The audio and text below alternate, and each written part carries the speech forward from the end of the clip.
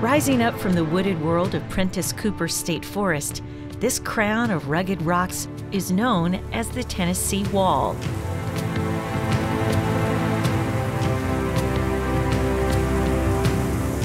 Brought to light by time and the persistent push of water flowing through the Tennessee River Gorge, the hard sandstone is a colorful palette of texture and tone. This is awesome architecture, a wonder to behold, and a challenge to climb. The Tennessee Wall is special. It's a very continuous long cliff. There's cracks which are hard to come by in some areas. They're every 10 feet at this cliff for over a mile. It's beautiful. It's a beautiful place to hang out, whether you're rock climbing or not.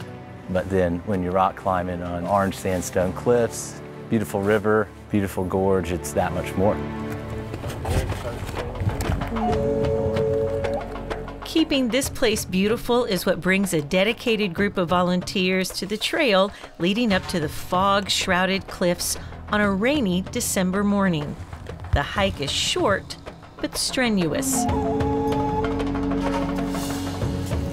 They are members of the Southeastern Climbers Coalition, people who love to climb and are willing to work hard to ensure that others can share their passion.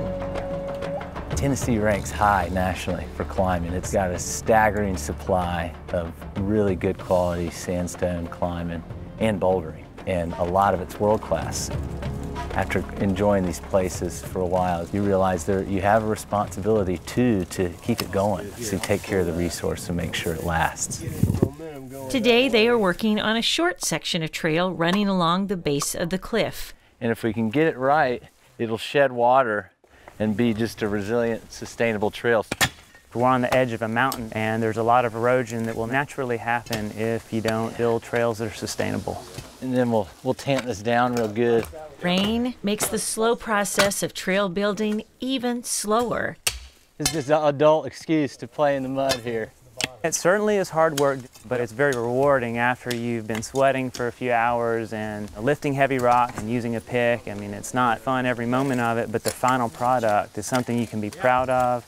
You know that you are giving back to the sport. A sport that is exploding in popularity. Climbing is growing in leaps and bounds. There's climbing gyms opening every year, and there's more and more climbers who want to take that skill that they learn in the climbing gym outside.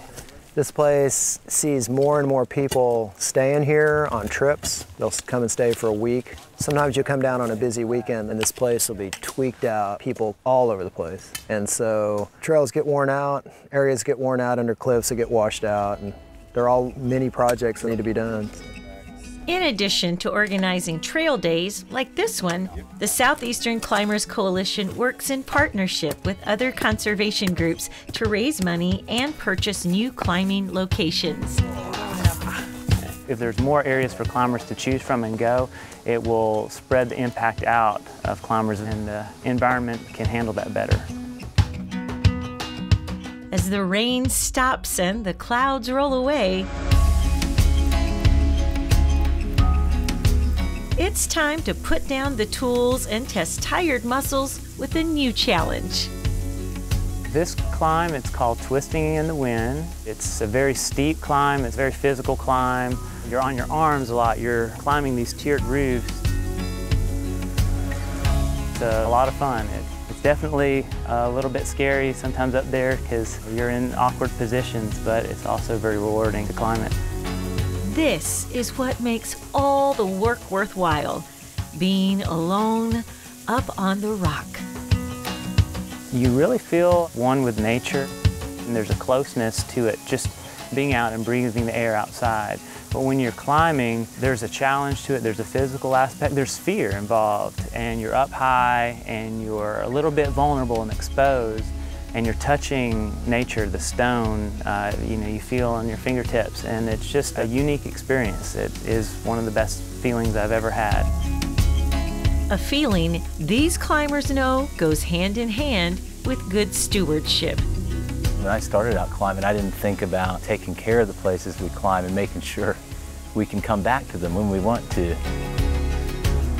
After climbing for a while, I realized there's that other side to it, and that's equally important. And that's what will also keep me climbing, is making sure the places we like to go are taken care of, as much as me staying fit enough to keep climbing.